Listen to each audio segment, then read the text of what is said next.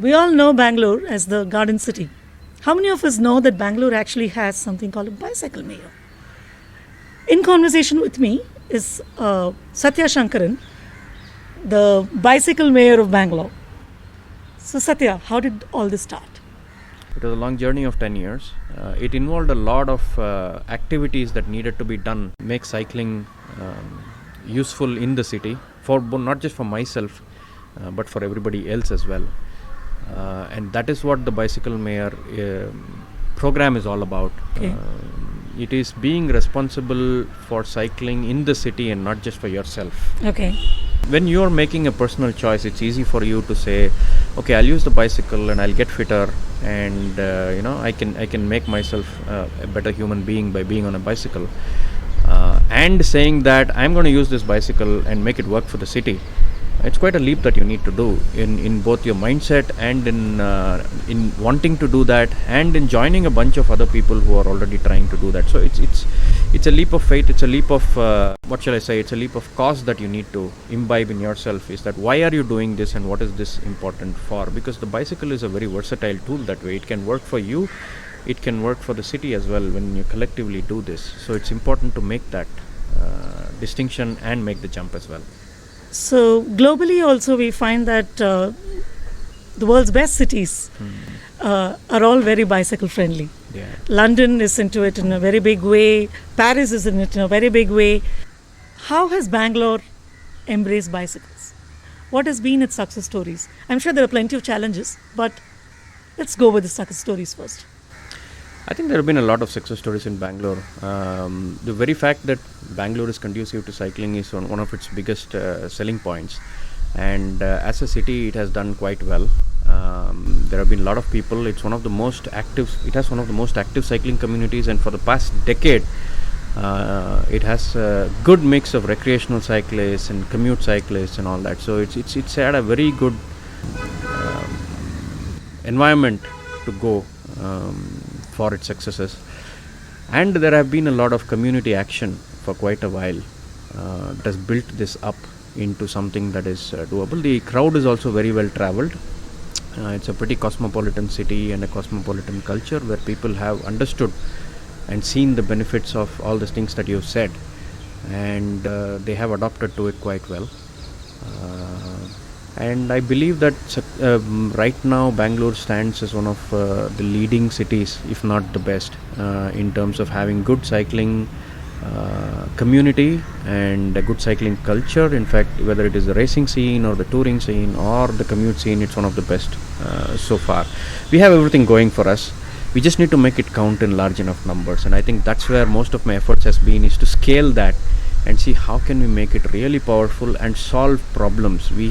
In spite of having a good community, we still have problems of pollution and congestion, and this is something that the bicycle needs to enable us, and that impact needs to be seen in numbers and not just feel good about what we've accomplished so far, but where we can go is very interesting for us. So that's pretty interesting what you're raising about the fact that a bicycle is not just a vehicle, but actually quite critical to, say, an entire city and its culture. The fact that, and that's pretty interesting, because it's not just a choice alone, but it's sort of, from that choice, it makes a lot more other aspects of the city come up. It does. That's interesting. Can you talk a little more on that? Sure, because if you look at like I said, the bicycle has this multifaceted thing of being a sporting vehicle if it needs to be, or it could even be used for a mundane chores, and it has this ability to transform itself into these two different things. So there have been people who've been using it to explore both the countryside and the city. There have been people who have been using it to just get around, go around, get work done, and that is where most of the value for the city has been.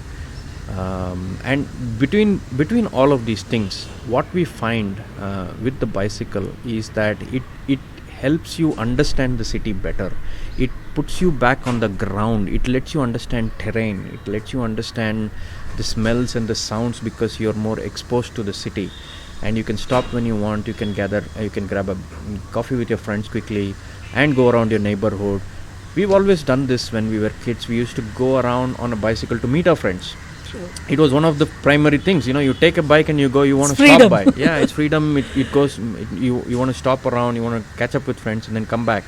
And as an adult, we've somehow lost it. We have lost it to, we have become hostage to motor vehicles. We have become hostage to vehicles and metals rather than the people-to-people connect that we have felt. And this is what the bicycle brings out. It literally lets you feel every incline and decline in your city and the terrain of your city and the sights and the sounds and the smells. I think that's the beauty of the vehicle. That's actually pretty perceptive, because maybe the people who help to plan our cities or redesign our cities or restructure our cities, because these are existing cities in India, most of our cities existed before. So we have to constantly go and rebuild on the top of it. Now, if more of the decision makers themselves have a perspective where they actually feel the terrain, like you're saying, then decisions could become a little different from how they may currently be done. I totally agree with you. Yeah. And it's something, it's a very powerful but a very humbling and also a very beautiful way of knowing and loving this city. I agree with you. Even for decision makers. I agree with you. And this is the movement that is going on through the world now. Just as recently as last month, I think, Dublin elected somebody into their system who was actually a bike shop owner and a bicyclist himself. That's lovely. And what that has done now is he's completely reallocated the transportation budget, 20% of it to bicycling and walking, and these kind of modes. And across the world, transport planning and planners are beginning to appreciate the role of the bicycle in shaping cities and walking also. I shouldn't exclude that. These are what are called the non-motorized transport modes, and this has become the way the new cities are being shaped. They are being shaped for people-to-people connect, and cities are for people. Right now, it is coming back into focus that cities are for people, and the only way you feel it is not surround yourself with metal and be able to expose yourself to the environment of the city. True. And that is coming more and more with the city planners, and more planning is happening, and what is now called transit-oriented development is happening in the planning circles, which says that let's look at all these kind of modes which combines with public transport and bring people to appreciate the city. Technology, especially in a city like Bangalore, which is like an IT city, and where you have a large community of young people who might consider this quite a cool way of transportation or even moving about the city. Now, what is the role of technology in helping to make this happen in a better way, to make it more easy to embrace? I think that's a very nice question you asked, because this is something I realized a couple of years ago when I looked at how do I get more and more people to cycle in the city for utility, for work, and actually make an impact in the city and go beyond just their health gains, and how do I help them make that choices. I relied on technology, and I built this platform called Cycle to Work. It's basically a tech-based platform. It lets you track your rides to work, and I put them up on a leaderboard, and the companies have started competing for how many more riders do I put on the road who come to work on a bicycle, and how many trips do they do. So it becomes a nice competitive kind of an environment, so that more and more people can be enthused and motivated and incentivized to ride rather than being forced to ride, and they can enjoy their rides, and there's something to look forward to. There's a goal of where am I today, where's my company today. True. And this was enabled by technology, and it couldn't have been done in a different era. True. But in this era, leveraging the gains that technology has provided us, I think it was a useful thing to do, and we launched it on the Car Free Day of September 22nd, 2018.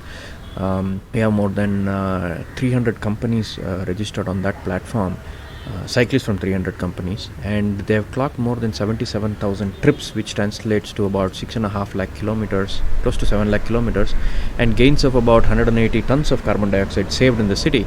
So that's now amazing. You have numbers, you can quantify impact, and this impact quantification has led me to taking this to the government and telling them, look, you don't know where the cyclists are, this is where they are, and these are the gains that they have made.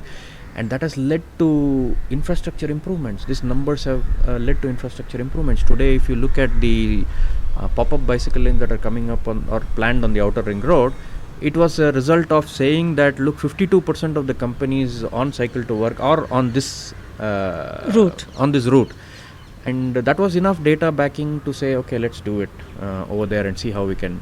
Of course, we need to scale this to a different segment of society as well, in who don't have access to technology. That is a big pain point I need to solve, but I've started somewhere, and I think we should. So technology has enabled us today to present data, visualize the possibilities of riders, and plan as well. So data-led decision making has become a reality.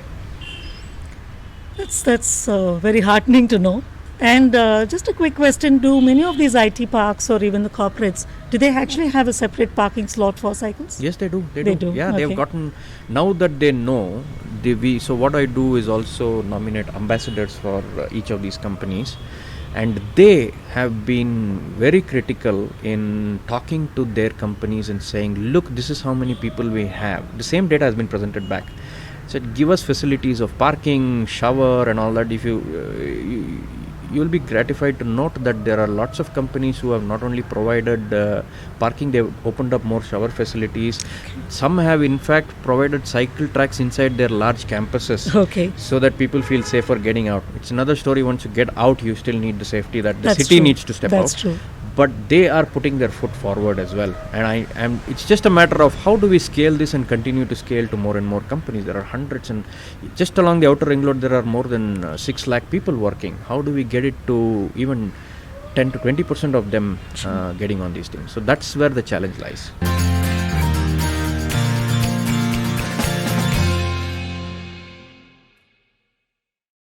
Coming to even say the leaders or people who hold public offices, do you know of any Indian leaders or anybody whom you've met personally who maybe don't come to work every day in a bicycle, like for example how it's done in other countries, but at least who's an enthusiast? Well, I could off the bat, not in my city, but I can definitely talk about the Chief Minister of Arunachal Pradesh. He's been on a bicycle, not necessarily to get to work, but he's been seen on a bicycle going around and talking to people and all that. The Minister of Shipping, Mandavia, he's also been an active cyclist, even going to the Parliament on a bicycle. There are few and far between. There have been examples. Of course, in other countries, it is just, if you look at Mark Amsterdam, Netherlands, he cycles to work most of the times when he can.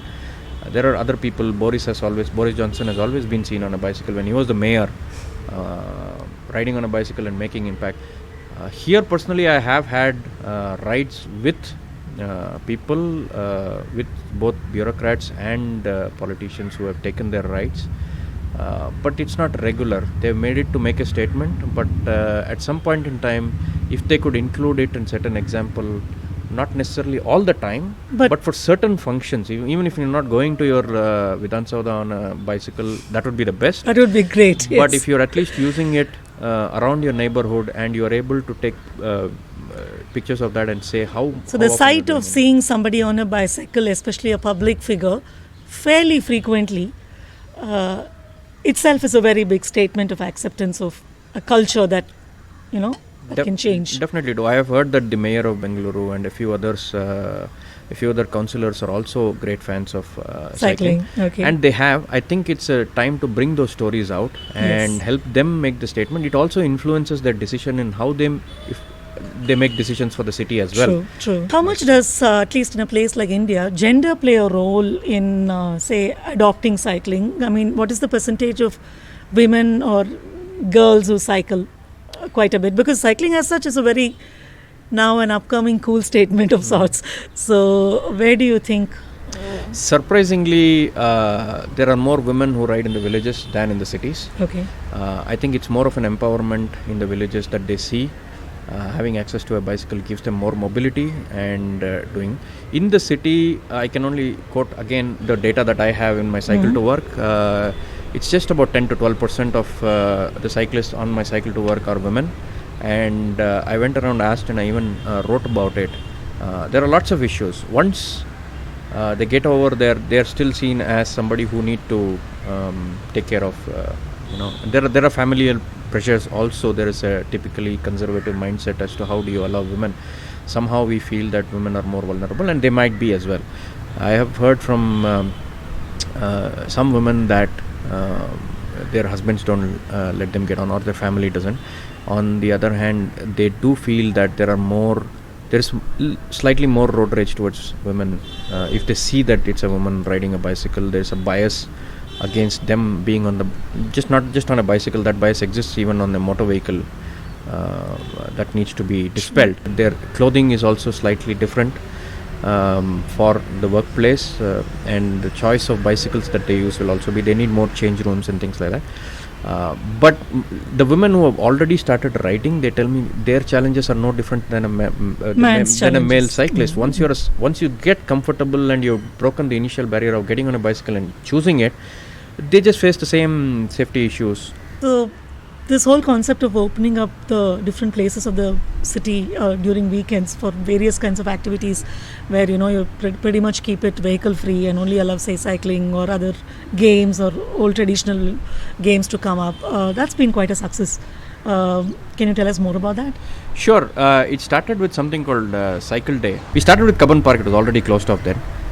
We did a couple of months of that, and then we realized that people who are coming there are already cyclists, and it wasn't actually getting into the neighborhood and people who are new. So we then, on the recommendation of the then commissioner of DULT, Ms. Manjula, we took it to the neighborhoods.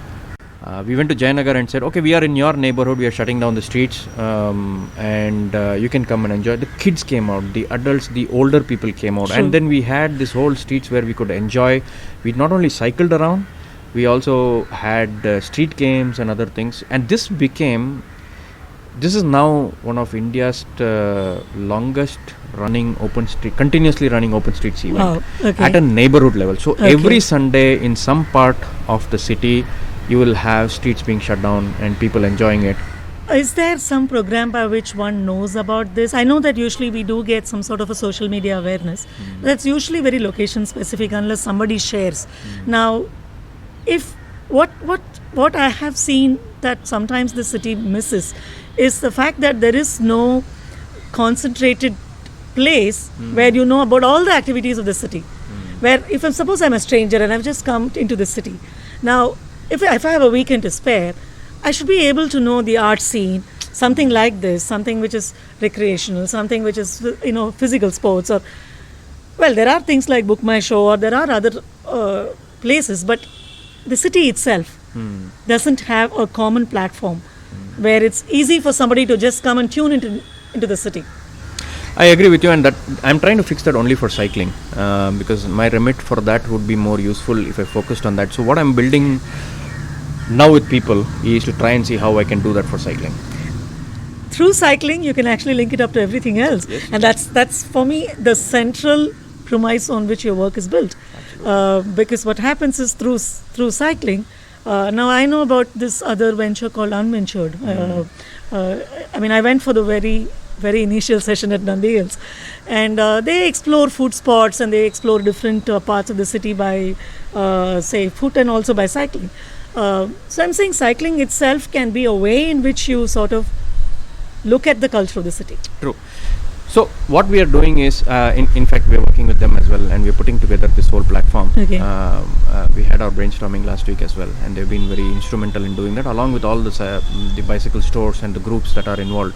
So there's a large amount of people coming together and seeing how we can do this, how we can string this together. We've started with the Bangalore International Airport. Okay. We just opened it up last week for cyclists to come and enjoy. So there is let me put it this way, fundamentally, like we said earlier, the bicycle is a tool not just for commute and saving the city, it's also an instrument of enjoying the city outside of work hours as well. So there are two dual aspects. You shouldn't just stick to one or the other. While you enjoy yourself, use that experience and give back to the city at other times, but don't make it such a dull experience that you're only going to work and back and you don't know how to enjoy it using the bicycle. True, so the other part of it is very important as well, and that is where now we are putting in efforts. We are going to come out with a portal, the Cycling India portal, which is going to give out all of this information, where you will have access to knowing what can you do with a bicycle today, how can you explore the city, the community, the people, the culture, all of those things using. And Just on a cycle. yeah, just on a bicycle. And by extension, you can do it by walk and other tours as well. There are enough people doing that. If we can get that thing done on a bicycle, then it opens up an avenue. And in fact, this suggestion came about 4-5 years ago from the then Chief Secretary. He told me, Sathya, there are a lot of business visitors coming into Bangalore. Europe has this thing called Eurovelo, where they mark out routes of what you can do over the weekend, and the business visitors don't bring their spouses along. But Indovelo was born then, but it might come to fruition now in the next couple of months as something that will excite people, not just locals but also people who come from outside to see and feel Indian culture. And that might give a fillip to our own people to say, if people from outside are coming and discovering our city, why are we not discovering this thing? How do we not understand? What are we missing? So this is one part of the thing that we want to make it exciting as well for people.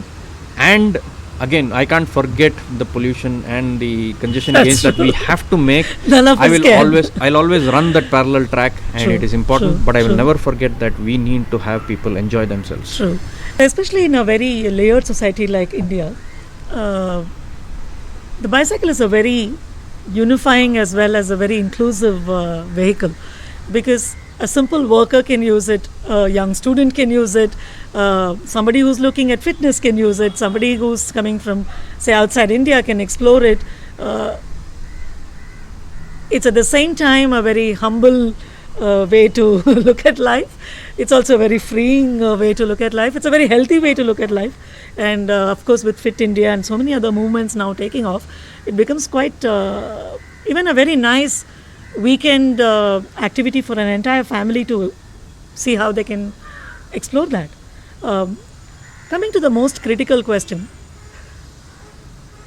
a lot of people don't have a cycle. Some of them end up buying a cycle, and after the initial burst of enthusiasm, it just lies idle. How do you think, given the choice of sometimes multiple vehicles in a house, like there could be a car available, there could be a bike, a motorbike, or a bicycle. There are multiple modes of transport sometimes available within the same home. And I love the statement that I have seen you make often about the fact that you don't have to be on the saddle all the time, and that need not be your choice for every time you move out, though that's ideal. I want you to talk a little more on that. No, I think there's some misconception. We all use our binaries too often. It's either nothing or everything. We always think that, he's a cyclist, so he should be on a bicycle all the time for everything. Why isn't he on a bicycle? Why did he take an Uber today, or why did he do whatever? So we need to get away from binaries and try to maximize the choices that a person has at the end of the day. One of the first things in that is the Vision 1 Crore that I'm running is to have a bicycle first, because you can't get on a bicycle if you don't have one. And then put together the stuff that we talked about in the earlier question, is that have ability to options to do things over a weekend, right? You don't have to always go to a mall in a car. You might want to do a trip down the memory road this weekend. You might want to do a food trip the next weekend on a bicycle with your family. So having those options from many people in the industry is important. There needs to be a bunch of people offering those kind of trips as well. The third thing is to enable people to think of mode choice and not binaries. It's important for you when you get out of the door is to say, I have all these vehicles in front of me, and incidentally I own a bicycle now. If you don't, you should own a bicycle now. Can I, for this trip, use the bicycle, or can I walk, or can I walk, can I use a bicycle, can I use a public transport? And then I can't do any of these things. I'm doing interstate travel or going outside the city to maybe to the Western Ghats, for example. Then I use the car. So the hierarchy of choices need to be ingrained in people, and people need to start looking at this as a choice that they can make. And the more number of times you make the choice in a day, if you're making 5 trips in a day, can I use it for 2? Can I use it for 1? Can I use it for 3? That's enough. That then converts into a habit, and I think we should all think about maximizing our chances of getting on a bicycle every day. And the first step in that is, if you don't have a bicycle, you should have one. It's important that if it costs less than a cell phone, is what I say these days. We change the cell phone every 2 years, we buy new models, and it costs more than that. There is no excuse not to have one. and have activities that you can do. That's one of the things that we need to curate going forward, is how many more activities are available and all that. So one of the things we are doing is putting together a portal which provides all those opportunities of knowing what to do this weekend, like an experience that people can go to. And of course the choice of commuting is essential for the city, and I can't keep forgetting that in every other answer that I give you, is that we need to have people not become these 8 a.m. cyclists all the time. You can use it for your gains, you can use it for enjoyment and everything, but don't forget your contribution to the city. Don't shove it at 8 a.m. and then come back and say, I'm taking my car to work. Please make it count once a week, twice a week, and things like that. So with Sathya's very valuable tip of how every one of us can exercise better choices every day, even if it's one small choice in addition to the ones that we make already, in making this city breathe easier, more enjoyable, and more bicycle friendly. It's been a pleasure, Sathya, to have this conversation with you. Thank you very much. And looking forward to more cycles on the road. Thank you for having me. 1 crore of them? 1 crore of them, Vision 1 crore, yes. Vision 1 crore.